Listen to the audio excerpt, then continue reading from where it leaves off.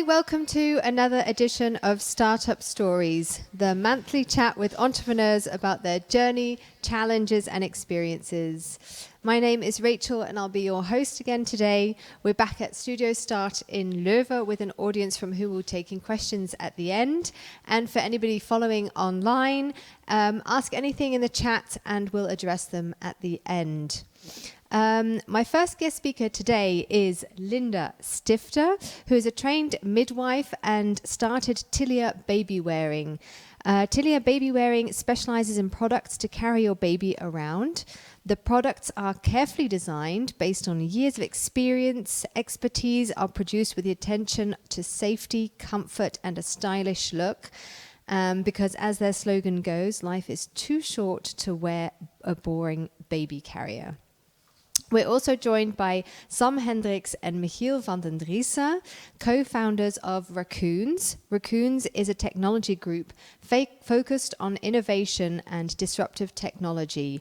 It consists of many different ventures, all with their own knowledge, focus and expertise, ranging from advanced software prototyping to machine learning, chatbots, to innovative consultancy, all turning wild software dreams into reality.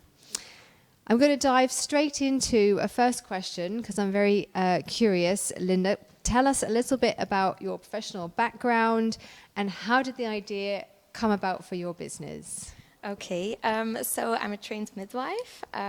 So I just did my midwifery studies a few years ago. So I finished school already 6 years ago, and then I started working as a midwife in the home setting. So I did a follow-up in pregnancy, and then afterwards taking care of the baby and the parents at home.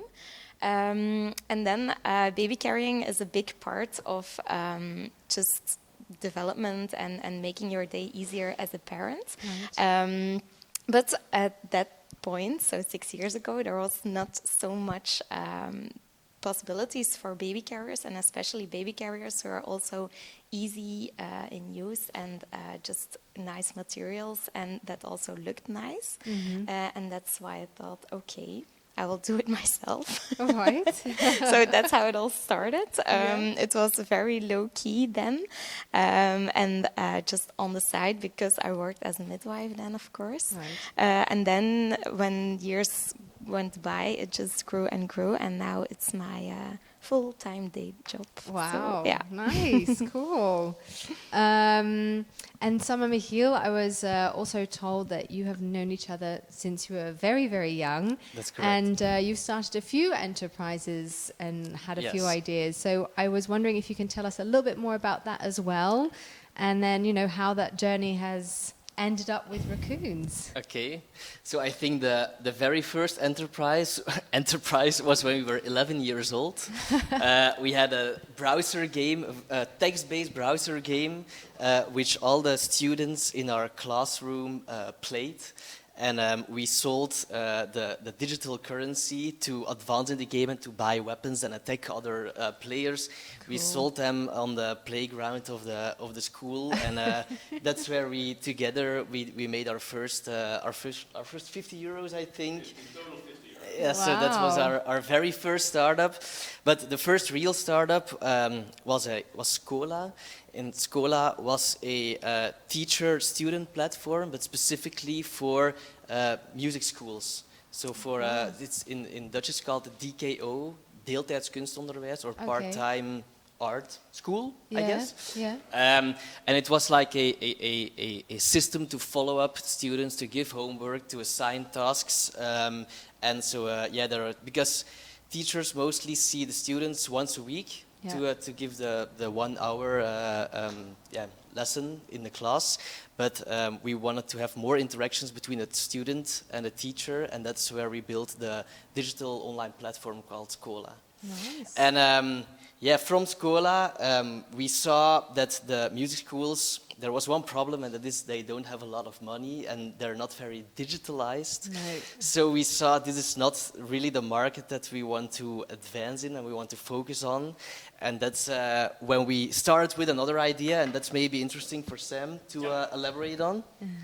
So Michiel and I know each other since we were born, and so we also went to school here in Leuven. We had a student dorm like next to each other, of course. And then in the last year of my studies, I had to do like a final project. I studied applied computer science. Michiel was a computer scientist with a specialization in AI. And we came up with this idea to create a wearable, compare it to an Apple Watch 0.01.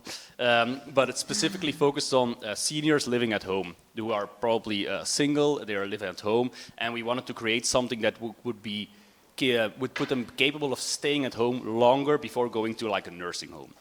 Then we tried to use new technology to create a wearable that also uses artificial intelligence to detect falls and stuff like that. Yeah. So that was the first time that we really used like new technology, the buzzwords Internet of Things and artificial intelligence and so on, to develop this prototype. And we went to talk about that a lot on stages. And we gained a lot of interest from like normal companies here in Belgium. And they said, the wearable, cool idea, but the technology that you use, it's 2015, the period I'm speaking of, is super cool, and this is the first application that I see that makes me really understand AI. And then we pivoted the company that we didn't want to build the wearable anymore, but we wanted to focus on getting ideas from customers and using this prototyping methodology and these new technologies such as AI to build ideas or projects for different customers. So we started that in 2016, which is today Raccoons. Evolved a lot. Today it's 60 people. We have different brands in Raccoons, all focusing on different technologies and methodologies. Larger projects than these wearables, and we work for clients like here, 𝗟𝗲𝘂𝘃𝗃𝘁𝗄 in Leuven, TVH in the west of Flanders, 𝗟𝗲𝘂𝗃𝗃𝗁 and so on. Nice. So that is a very brief introduction, but we try to keep it short, because if we have to tell the entire history, I think we'll be here for a long time. No, but it's super, super interesting. So it's really been in there from a young age that you've been a lot of bad ideas first, but yeah. How do you have like brainstorm? Like when are the moments that you're like, that's when I often get ideas? Is it like in the shower? Is it on a run? Is it? It's not necessarily that these ideas come out of a brainstorm. It's mostly when we encounter them. For example, Schola, the platform for music schools, that was a problem that Michiel's dad, he gives saxophone lessons, and he was ranting to Michiel about the lack of digital tools, that he was used to, he introduced Excel and Dropbox into his music school, and they were mind blown. And we were looking at that, and we said, okay, we also did music school, we know the pain. This is something where we can create a solution for. The wearable, my grandma lives at home alone, we were constantly worried. I thought, oh, maybe I can build a solution for her. Oh, so it's always when encountering a problem that made us build a solution. And that's why we love what we do today, because we see a lot of customers encountering problems and we try to solve them with new technology. Right, okay. Sounds very similar then, Linde, to where your idea came from. But for you, like the switch then from midwife to entrepreneur, what drove that? So I've always been a creative person, and also a kind of restless person, but in a good way. So I like being busy and undertaking, and I'm also from a family where are a few entrepreneurs and businesses and so I think it's something I grew up with. I think it was a little bit how you say, voor de hand liggend. I don't know. Obvious. So I really liked working as a midwife, but I needed something extra, I think. So Nice. And for you, Sam and Michiel, are there any specific people in your environment that kind of instigated that entrepreneurship, or is it somebody that you now look up to, or that helps you with certain things? I think for both of us, it's not really in the family. It's I think we influence each other a lot. So we both started computer sciences, and we started creating some stuff just for fun, and then showing it to each other, and then the other one tries to top it, and then we brainstorm a little bit, and then these ideas are founded like that. But also, Raccoons is now part of the Raccoons Group, which is a group of companies which they really stimulate entrepreneurship. So there are a lot of entrepreneurial coaches and a lot of mentors and people who help us. I think they are a big influence for us. for our professional career in general. Yeah, you really surrounded yourself with people that can Yes. help you. Yes, indeed. Lovely. Maybe just a general question. What do you love most about being an entrepreneur at the moment, Linde? For me, it's the freedom, I think. Yeah. Yeah. I wanted to say yeah. exactly the Yeah. same thing. Something else. What I really like as well is bringing people together who would normally not be in touch with each other, because now we have a team with 60 people, and I think it's a very special team. All of the people who work for us are kind of, we say in Flemish, met een noek af. Okay. So I don't know if there's like a good translation to English. Maybe you know it There's better. no translation without insulting. Yeah. But it's a very nice team, and it's nice to see them working together, because there are very different profiles. There are like the data scientists, there are the front end developers, there are the strategists, and they all work together. And it's very nice to see them working together, but also see them at the kitchen table at noon and talking to each other as friends. And I really like that, because we kind of created this group, Right. and that's nice to see every day again. Yeah. No, very rewarding. I also think like no 2 days are the same. For example, you can start your day and you look at your calendar and you see a couple of meetings that you have, but no day is the same. Something comes up, something has to be solved, something has to be celebrated. So not every day is different. There's not really that much repetitive in it compared to maybe not being an entrepreneur. And I think that is also something that is, I think linked to freedom as well. Yeah, okay. And we can't make it all sound amazing. So what is the other side of it? What are the biggest challenges of being an entrepreneur? What's that for you, Linde? I think for me, because I'm a solo entrepreneur, Yeah. I think it's sometimes that I'm just on my own, so Yeah. don't have colleagues or something. So I think it's important to surround yourself with other entrepreneurs, or that you just have a kind of a soundboard, Yeah. just people to talk with. And yeah, you can also just pitch your ideas to them and see how they feel about it. But yeah, it's definitely not easy. Also, there's just so much coming at you, and it gives also a lot of stress, but it's worth it. So Okay. yeah. Cool. And for you guys? I think for us it's, I think we are in a people business, so we need to. If we scale our business, we need more people. That is exactly how we work.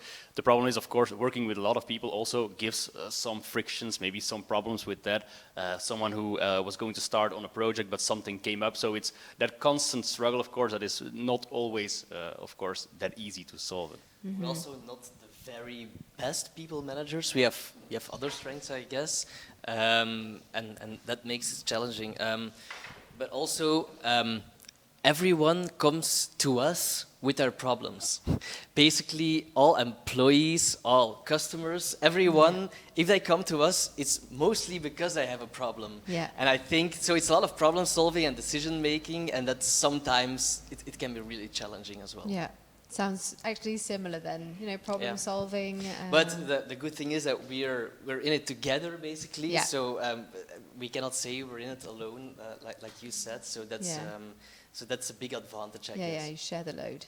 Yes. Cool. Just zooming a little bit more further in on the businesses then. So Raccoons, I'm very aware that there's a large amount of tech companies in Belgium alone. It's a really competitive market. So I'm curious to know, what for you guys do you find is truly unique? What is that competitive edge that you have at Raccoons? What differentiates yourselves from other companies with similar services? Yes, so I think one of the things is that we use very new and very modern technologies, and we try to keep in touch with everything in the market that comes toward us, based on which is technology based, and this is artificial intelligence and all these new techniques that are being used. To try to keep in touch with them and know how they work, and we try to use always the state of the art and the best technologies for our customers. So that's one thing, but also next to the services that we provide, we also build some products because we didn't want to reinvent the wheel for every customer and for every project. Right. So we now have we have 2 products, and one is a chatbot platform which we use to build chatbots, and it gives us a big competitive advantage because we don't depend on other technologies from other vendors, and we don't have to rebuild everything again for each project. Right. So we can reuse like an asset that we built, and we can reuse it for different projects. And I think that's also a competitive advantage that we have for other service companies who sell projects. Yeah. And how did you find out like that is your niche, let's say? How does that develop then, that you further define yourselves and say, okay, this is how we're going to set ourselves apart from the others? Mostly organically. So we, as I mentioned, we started with a prototyping proposition. So a customer could come to us and they would say, hey, we want to try out a chatbot. It's 2016 at the moment. And we say, okay, give us 4 weeks and we will come back to you. And they say, 4 weeks, that fast? Of course, we came just out of school. We were used to delivering school projects in 4 weeks. So that time span was quite realistic for us. And then once we began to do more of these prototypes, we became to see, again, 2016, AI, it's becoming more than just something to build prototypes with. We can see that we can really deliver value, work in the core of the organization. And then we say, okay, maybe we should build a team around AI and see if we can scale it up. Oh, we get a lot of traction with that, and so on. The same with the products. We see customer number 1, they ask a question about, for example, they receive a lot of orders. We automate that with AI. Oh, a second and a third and a fourth customer comes with the same question.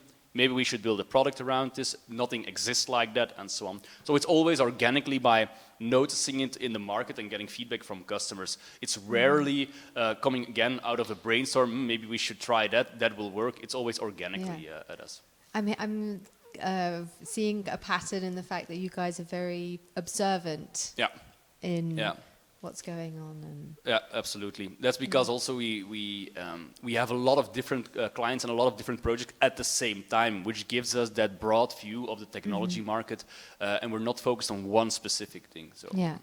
So we're having that very broad view. It's very interesting, I think, to know what do you foresee as a near future for your industry and for Raccoons? Yeah, I think for Raccoons, one side is the productization of technology is something that we will dive deeper into. We have 2 products at the moment, but we see with the new technology, we are uniquely positioned because working with this new technology for large customers, we encounter these problems quite often for the first time, and this gives us a competitive edge if we can build a product now out of this, find an external CEO to push the company forwards and build it further. So we did that with a chatbot platform. We're now doing it with another platform. So that is definitely a route we want to go into, but I don't know if you want to elaborate more.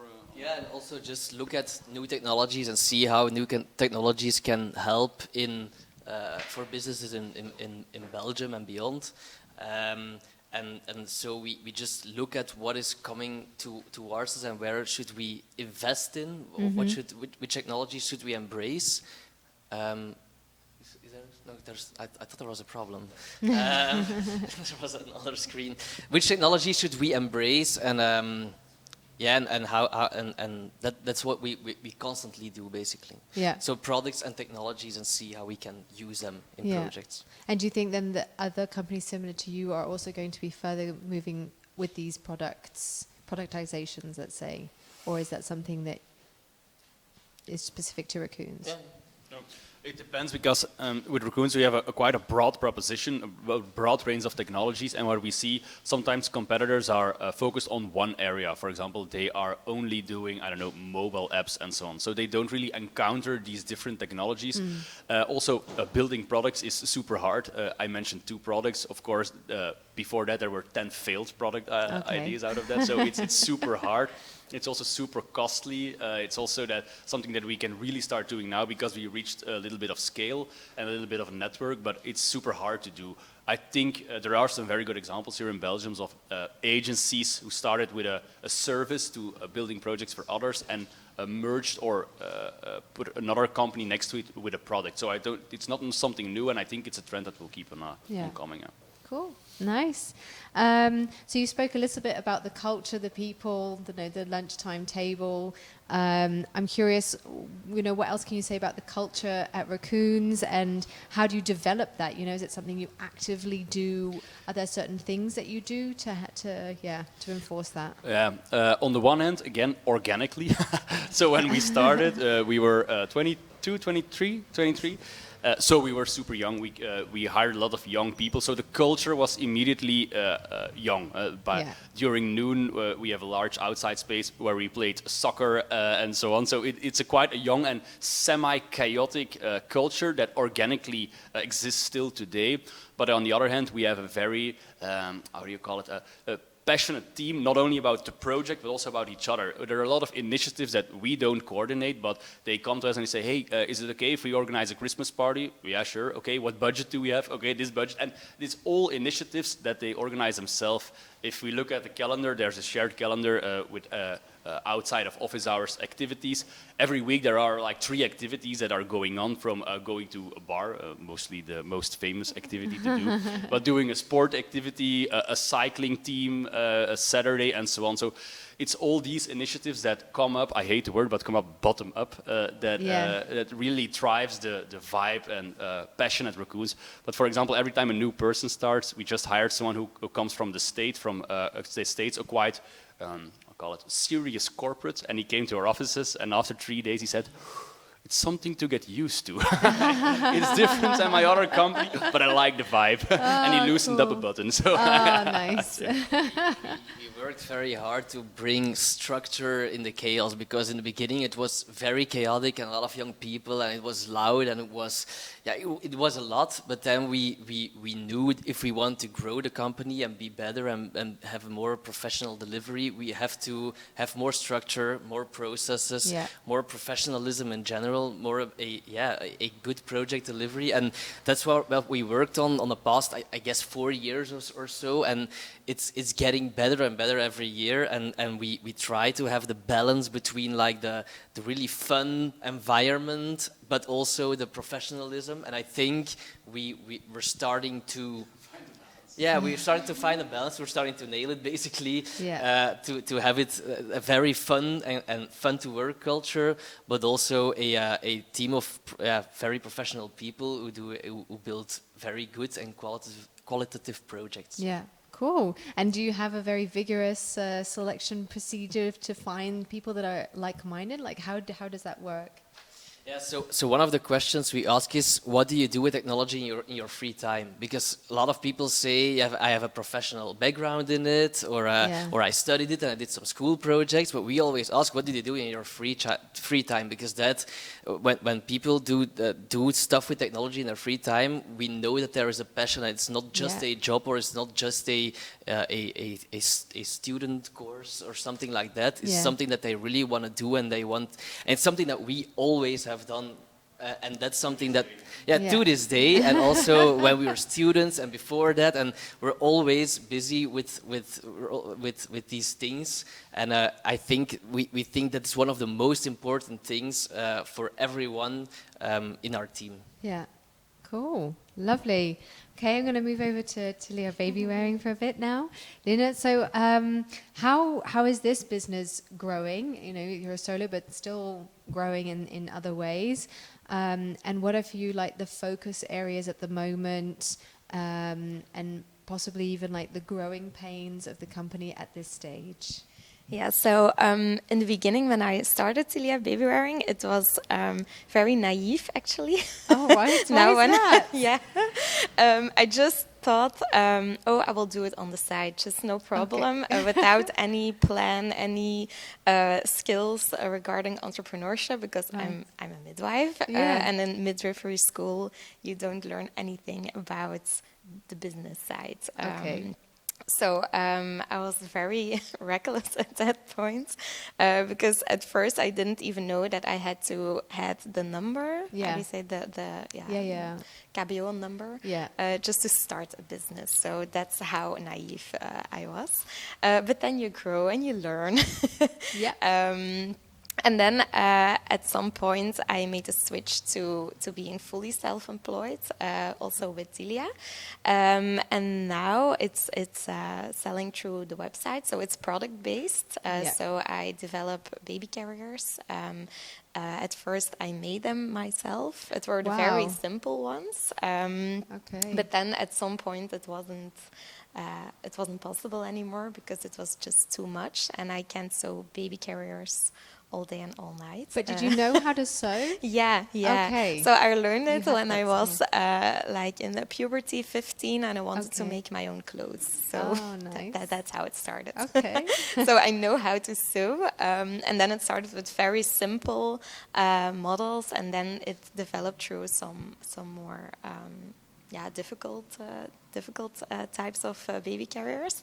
And now I design them myself, and I make the first prototypes, and then I will send it over to the atelier, and they will make the bulk. Wow, cool.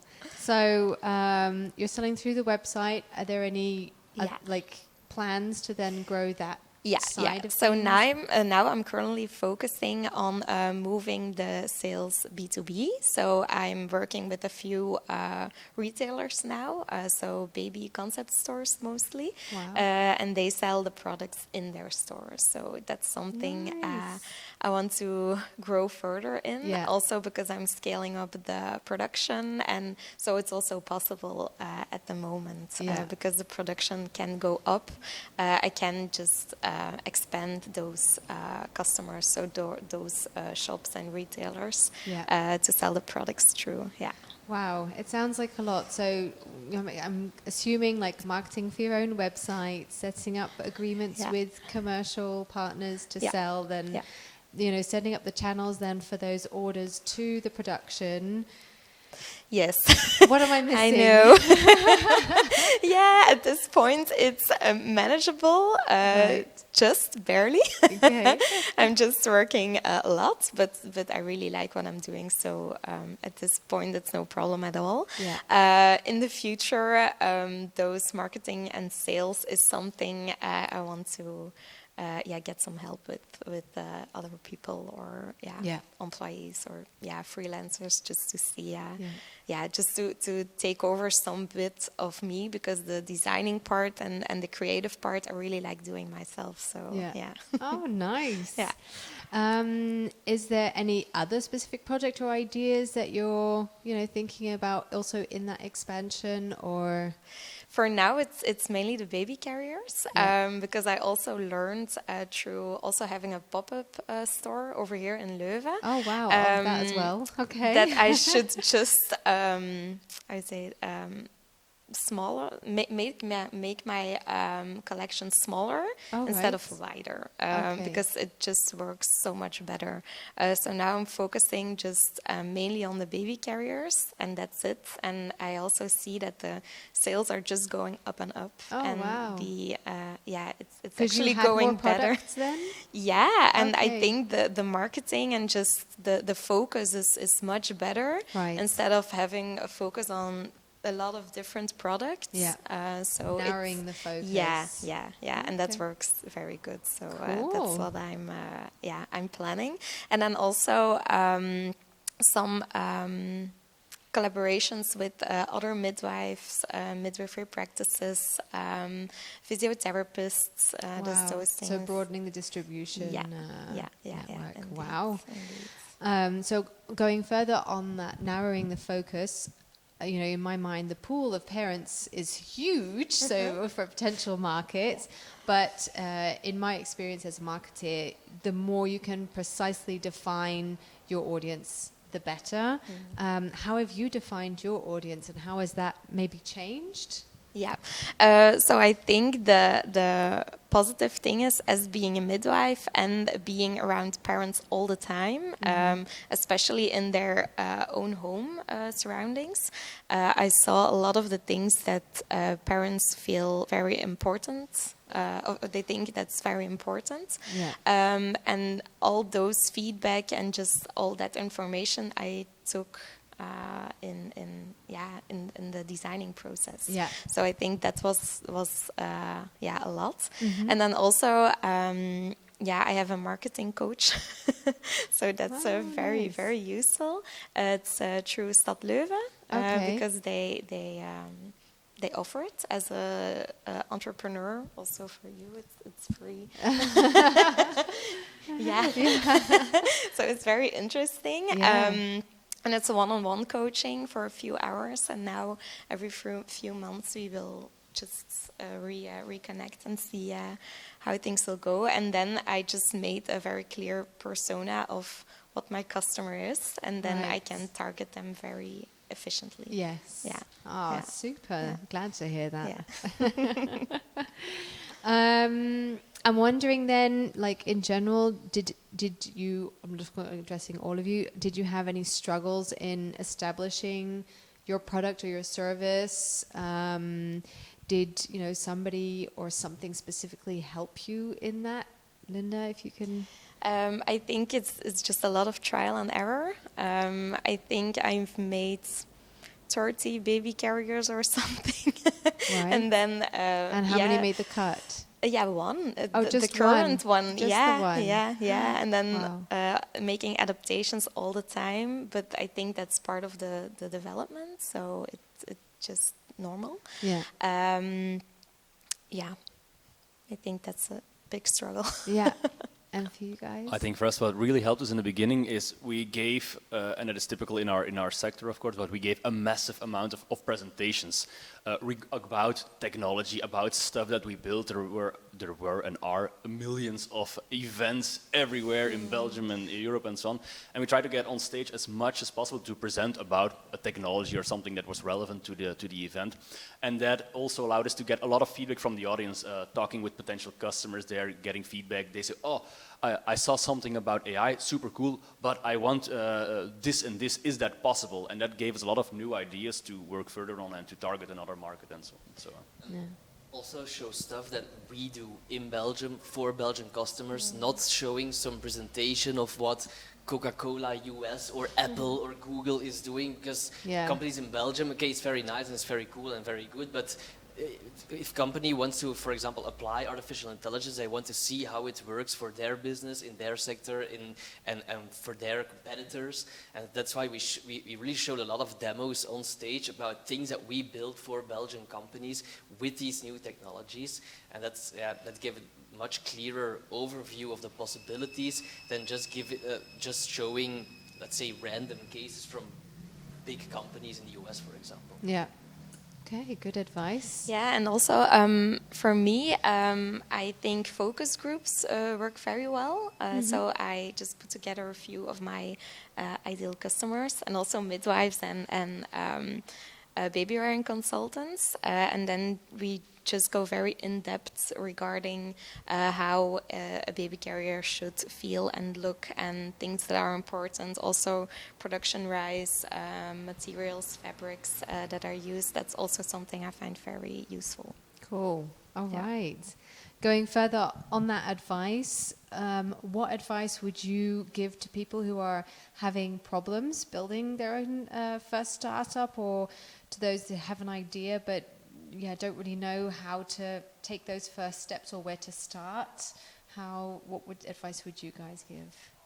Maybe one thing is, don't be afraid to start a business with one of your friends. Maybe it's a little bit like melancholic or something to say, but it's a lot of people say that is not possible. You cannot do this with friends, but I think it's a big advantage for us because we know each other very well. We know what we can expect from each other. We know what we can say to each other. We know when we need to leave each other alone.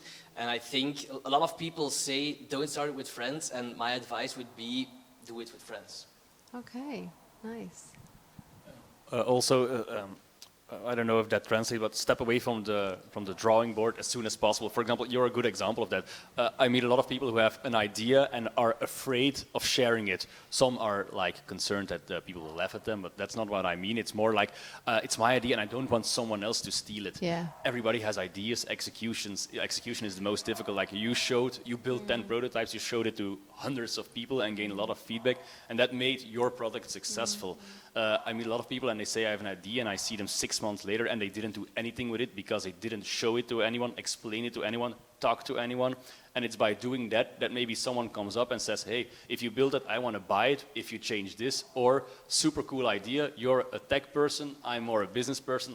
What do you think? Do it together. And I think that is just getting out there with the idea, even if you haven't built anything yet, is I think the most important thing, but also the scariest thing that you have to do. Yeah. And Linde, is there anything that, you know, looking back that you're now, I would have maybe done that differently? Or I would just say get help. There's so much help. There are so many businesses that also through Flanders that just it's free. You have access to so much, and it's very easy to get that information, to get that coaching, and it's just very useful. Yeah. So, but is it easy? I don't know. I can imagine if you're if you have an idea or you're taking those first steps, and you might think like, oh, I feel a bit silly reaching out. I don't know. Is that an easy step? Yeah, in the beginning for me not, because I was very much like, I will do everything on my own. Okay. Very stubborn. But it would have been much easier if I just took the help. So, And now I get a lot of help. So with marketing coaches, also financial coaches. Flanders DC is a big one, especially in the fashion or design world. And VOCA, they also organize short courses and those things. So I think, I would really recommend that. Yeah. Okay. Yeah. Cool. And you know, being a midwife, I can imagine your routine was very different from others. But what does a day in your life of like being an entrepreneur now look like? As you told, every day is completely different. So I try to have planning at the beginning of the week, but then I have a written diary, very old school. And then I see at the end of the week it's all scrambled up. But I like that. I need a lot of movement in my day, and just when every day is the same, I get bored very easily. So I think for now it's just getting up, starting my day. The administrative part has to be done, of course, emails, work on websites, social media marketing, and then designing, sourcing for new materials, collections, just having chats with the atelier or going there to see how everything's working out. I think those things, and then the contacts with the retailers, so with the stores. And then I also regularly go in the stores just to have like maybe you can call it a workshop, but then people can just come in. I'm over there. They can fit in anything. I will give them tips and tricks to how to wear their baby safely and comfortably. And that's also something that's very nice. Cool, very nice.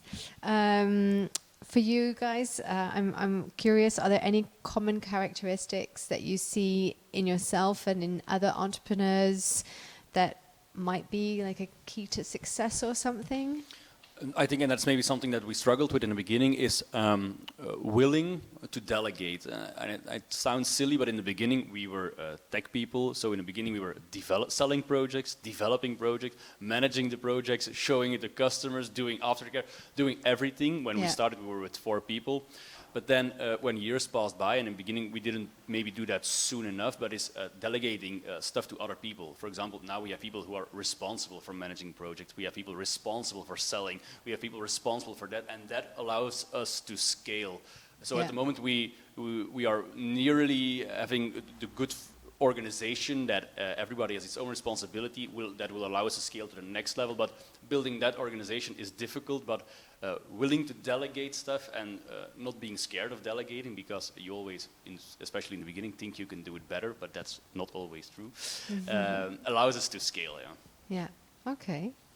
But is there like also maybe you already mentioned a slight routine, let's say, with admin and certain things that are scheduling in. Do you have a routine or? It depends. So what we do today is mainly meeting clients, and we have different brands in Raccoons, and every brand has a responsible. Every team has a responsible person. So we meet a lot of with them. So that are the recurring parts. So every 2 weeks we sit together with them and we discuss business, we discuss sales, we discuss projects, and so on. That is the recurring part. But mostly it's not recurring, and indeed not every day is the same. Sometimes we're meeting 2 customers.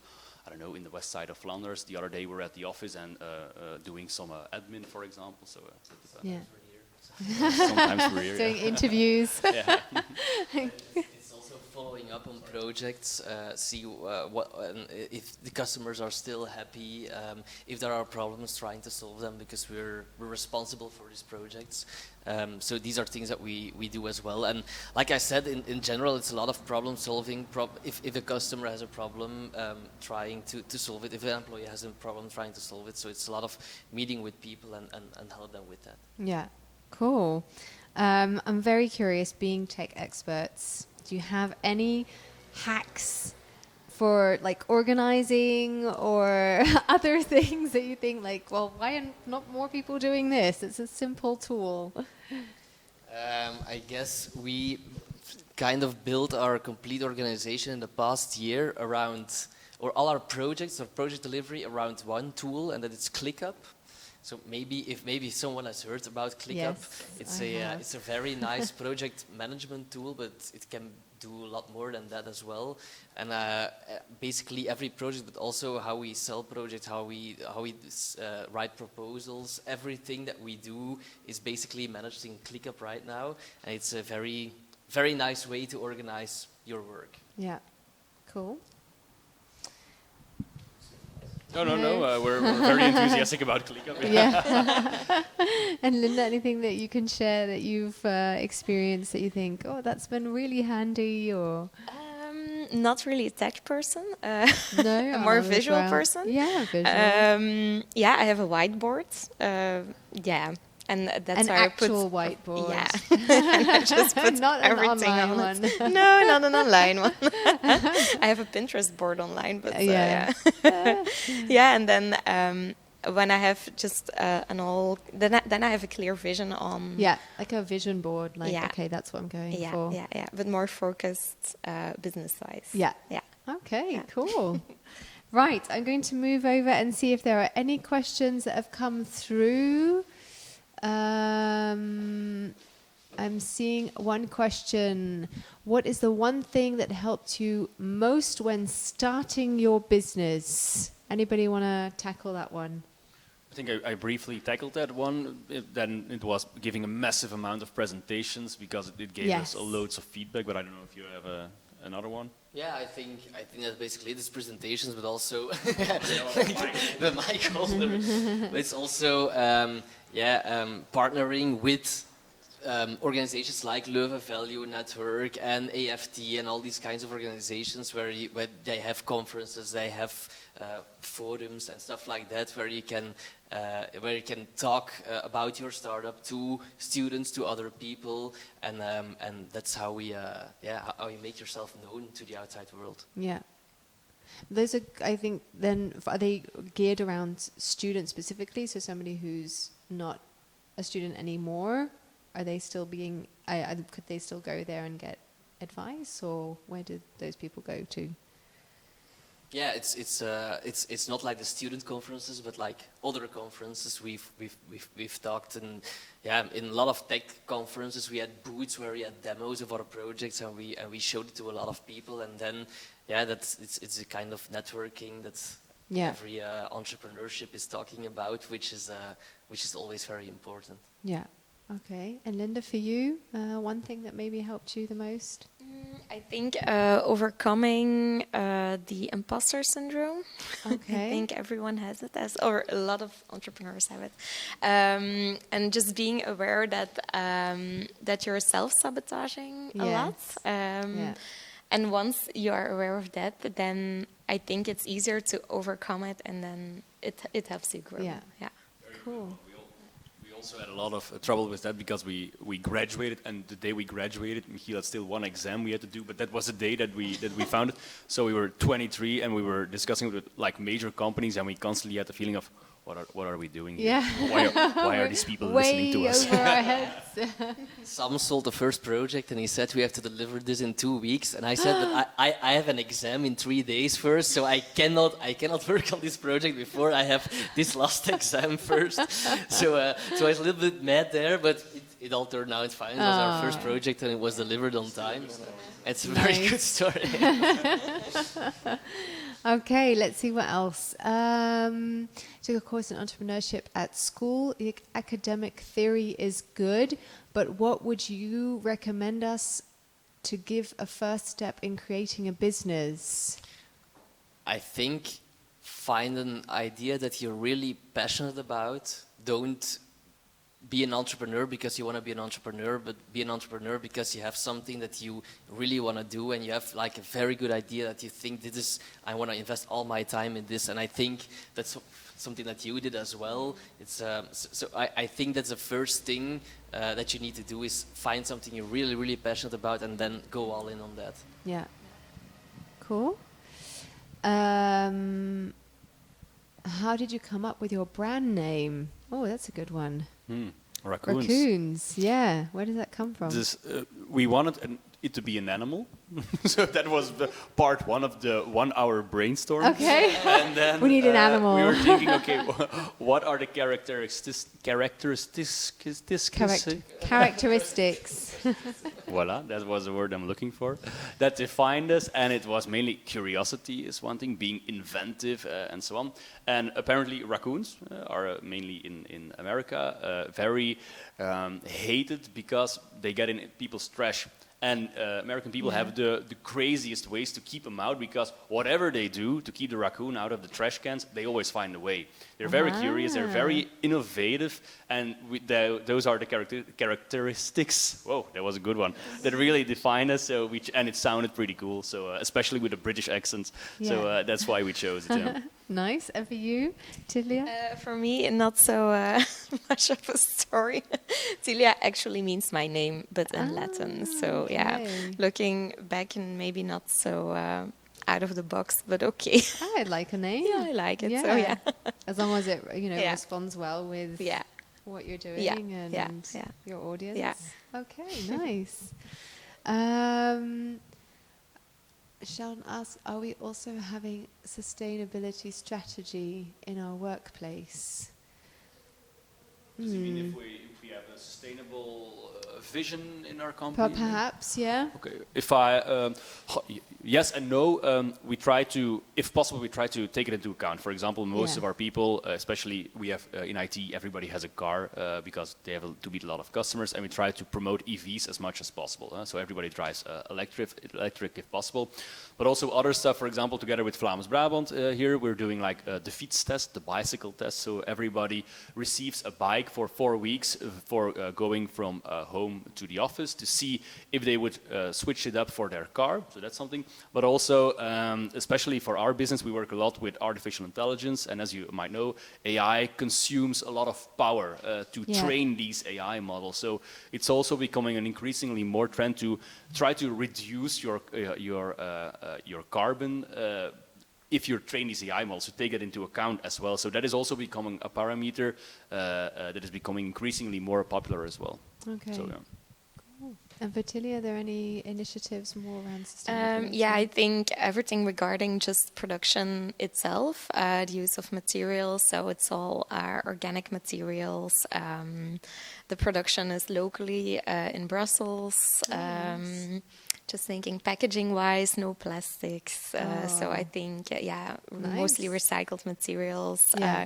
I also work sometimes with dead stock fabrics. So it's What's fabrics that from bigger designers that are just waste, and normally they would just throw it away. Yeah. But then I buy it to make baby carriers out of them. Nice. For example, S1E4, it's a Belgian brand. Yes.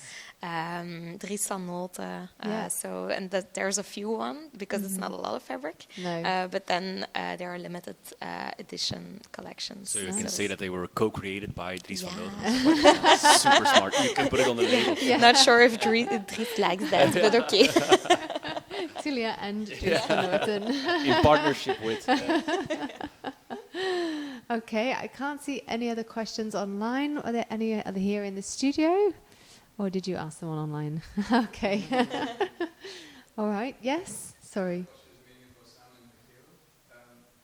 You said something about starting with your friends, but of course, like there will be times when you're not all both on the same page. There will be disagreements. So, like, how do you deal with those disagreements but still preserve that friendship? I'm We just going to fight. repeat I'm going to repeat the question for people who sorry. maybe didn't hear it.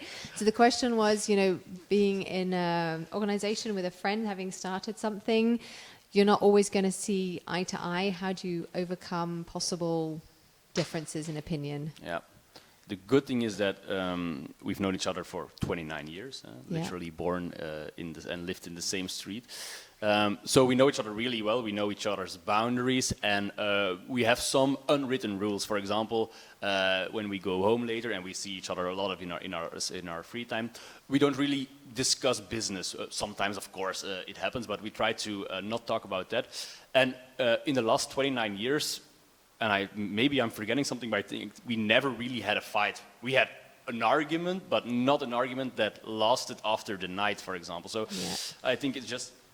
Yeah, we're also very good in convincing each other of our ideas. so I have one idea, some have the opposite idea. I give a lot of arguments, some give a lot of arguments, and the thing is, then we switch. Okay. So then, okay, you're right, and that's just no, you're right, and then so that's also. But then it's when you're there, then it's very easy to find out eventually the common ground and have like a solution. So I think, that's the best way to do it. Okay, cool. Anything else that I missed for questions? No? I have a question. Yes? How do you see yourselves in like 20 or 30 years? Oh, I'm going to repeat again. So how do the entrepreneurs see themselves in 10 or 20 years? Difficult. Yeah, it's difficult. Yeah. I think for now I really like what I'm doing, and I'm just planning on expanding TILIA and growing and maybe have a team. But it's also possible that I get bored and that I will just start another thing. So I think it would be self-employed or as being an entrepreneur, because I really like that side. But I'm not sure actually. Okay. Yeah. It's a super long period. Yeah. But it's good. We probably won't meet each other in 30 years, so you can't use it against me. I think it's difficult. I think it's a little bit what you mentioned. I think, like, for example, there's this entire FIRE community. I don't know, the VRT series made it popular again. Financial independence, retire early. The goal is to retire as soon as possible. And despite the fact that financial independence is super important, I can never see myself retiring early if that was possible at one point, because I would probably encounter an idea, I would probably bring it to Michiel, and we would probably start something around it. So in 20 to 30 years, maybe it is still Raccoons, maybe we scaled it to a point that we weren't interested anymore and we do something else, but I think it will always be coming up with something, trying to scale it to a point that we are able to do it, and then Yeah, nice. Okay, I'm going to wrap it up there. Thank you everyone that joined live and online. Our speakers, thank you very much for joining us today and making the time in your busy schedules. Thank you, Studio Start, for the location. Catch us again next month for another episode of Startup Stories. And we also have our next big event, Startup Warm-Up, on September 30th, where startups do their pitches for a jury and a live audience to win various prizes, and where we offer various networking opportunities with our partners and with our community. I think Sam and Michiel, you're going to be there? We will be there, and maybe one of us will be in the jury. Oh, lovely. Perfect. So if you'd like to join the pitches as a company, or if you have like a startup idea, then there's still a chance to register for that, or be part of the audience and also vote for your favorite pitch. Be part of the audience, have the opportunity to network, and be a part of the after party. Get your ticket via Eventbrite. You can find the link on our website and our social media channels. They cost €8 at the moment. Thank you very much, and have a great day further.